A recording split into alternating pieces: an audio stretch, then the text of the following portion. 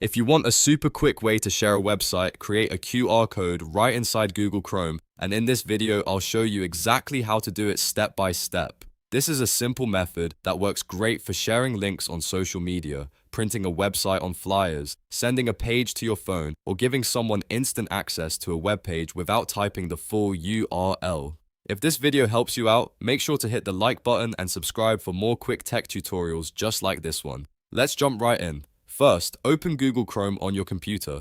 Once Chrome is open, go to the website that you want to turn into a QR code. You can type the address into the browser, search for it, or open a page you already have bookmarked. The important part is that the page you want is fully loaded in Chrome. After the website is open, right-click anywhere on the page. When the menu appears, look for the option that says Create QR Code for this page. Chrome includes this feature built in, so you do not need any extra extensions or third-party tools. Click that option and Chrome will instantly generate a QR code for the current page. A small QR code window will appear on your screen, and from here you have a couple of choices. You can click download to save the QR code as an image file on your computer, or you can click copy to copy the QR code directly so you can paste it into a document, message, presentation, or design project. If you are planning to share the QR code later, downloading it is usually the easiest option. If you just need to paste it somewhere quickly, copying it may be faster. Once you have downloaded or copied the QR code, you can use it wherever you want. For example, you can place it on a poster, add it to a business card, include it in a PDF, or send it to someone who needs fast access to that website.